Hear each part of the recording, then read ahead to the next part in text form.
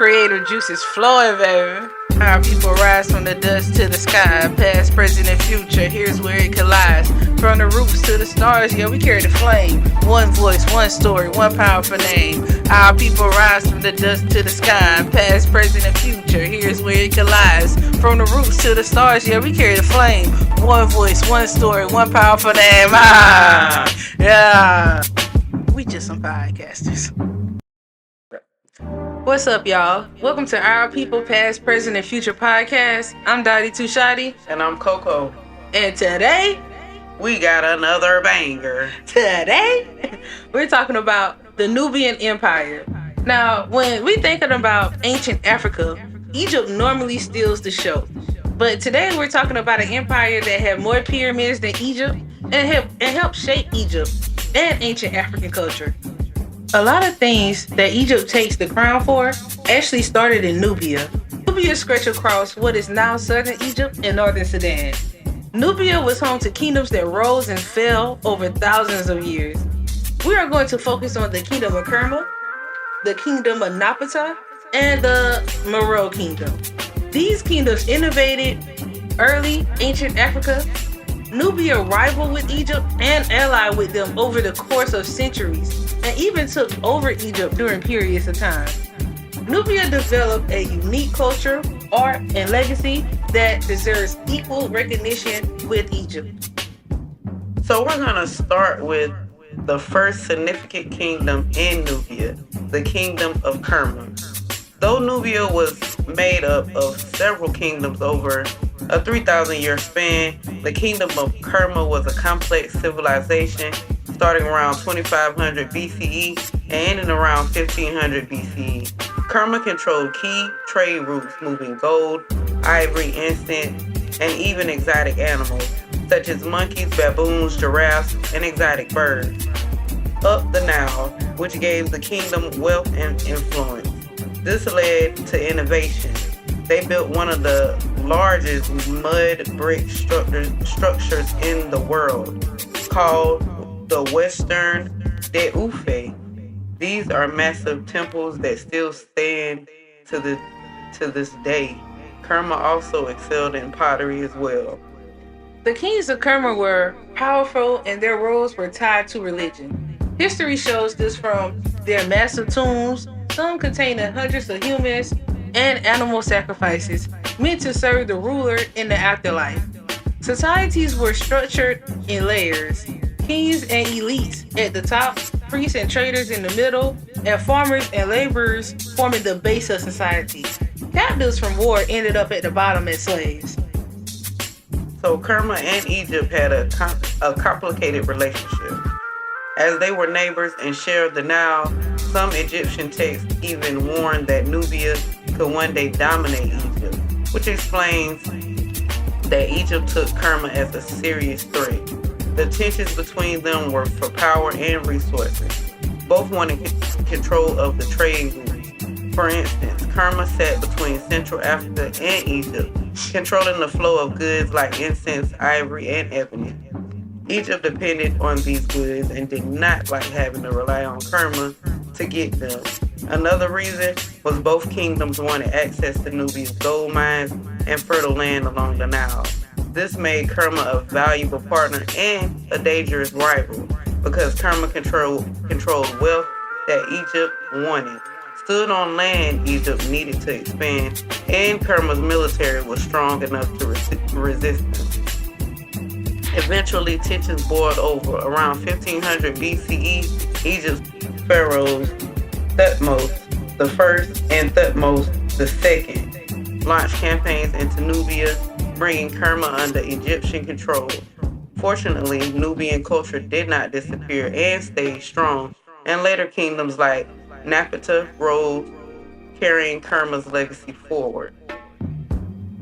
The kingdom of Napata rose to prominence after Egypt's new kingdom collapsed, and Nubia regained its independence around 800 BCE. Nubian kings established Napata as their capital city near the holy mountain Jebel Barkal. Jebel Barkal was believed to be the sacred home of the god Amun, which is what they worship.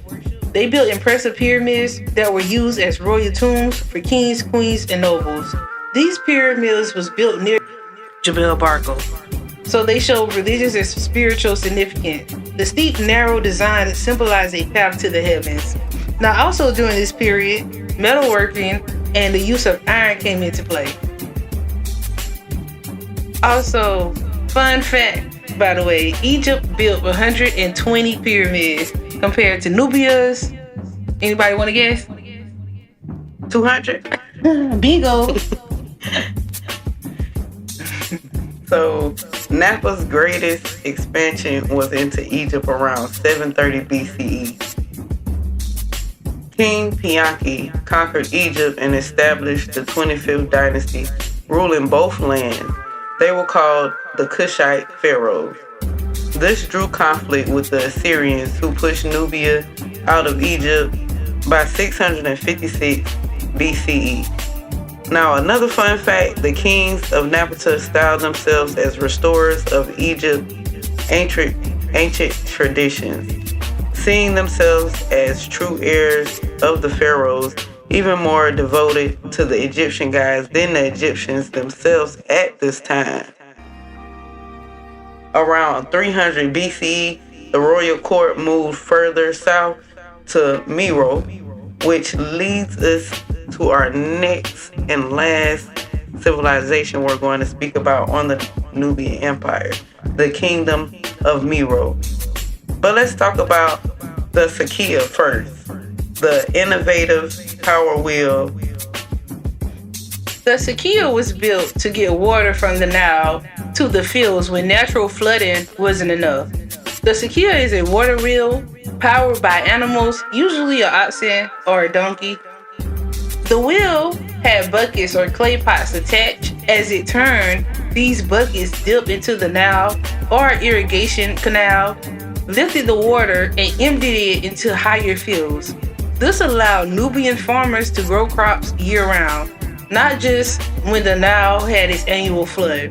This was a major innovation because it increased food production, gave reliability, they could irrigate during dry seasons, and led to expansions because villages and towns could spread further out. Also trade advantages. Now, another fun fact, the principle of the Sakia wheel was so effective that it spread across the Mediterranean and the Middle East. Also, in some rural parts of Africa and Asia, versions of this is still used today. Now, the land of Meroe had rich iron deposits, and the kingdom became known as the Birmingham of Africa because of its massive iron industry. Blacksmiths forged weapons, tools, and farming equipment on a huge scale, fueling the economy and military.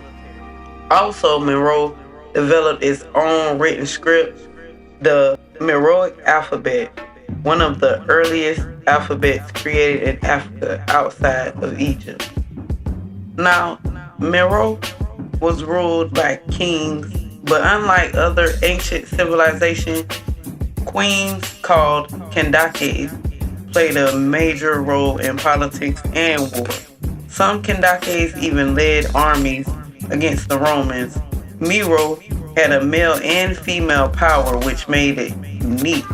Meroe society was divided with farmers, traders, ironworkers, priests, and nobles. All formed the backbone of the kingdom. But of course, no empire lasts forever. With growing conflicts with the Romans and iron smelting requiring massive amounts of wood, it actually caused deforestation. Meroe began to crumble around 350 CE. The rising of Kingdom Axum, which is today's Ethiopia, invaded and took over Meroe. The story of Nubia is one of a kind, and though we went through a lot of information today, this is still not even half of the Nubian Empire story. So when we talking about ancient Africa, remember that the Nile didn't just end with Egypt. It flowed into Nubia and other kingdoms that shaped African history for thousands of years. Now, we want to thank y'all for watching, listening, just being here with us. It's a lot of information we're giving y'all, and we just want y'all to go out there and research more. Because it's not all like Dottie said, it's not all, it's a lot to this that we did not get to and we wanted to get to. But we want to thank y'all. Please like, share, subscribe, comment, let us know, email us at ourpeople369@gmail.com, and follow us at ourpeople_podcast_podcast. Yeah, for sure. And with all of that, man, we out, man. Thank y'all for watching. Thank y'all for always being a part of us. We plan on doing great things with this podcast, and we want to gain the followers and we want to gain the support that we need to gain from this, and all that other type of good stuff. I ain't really about to hold y'all too long. I just had to do my little spiel. And we love y'all. Until next time. Until next time, we out, baby. Hey.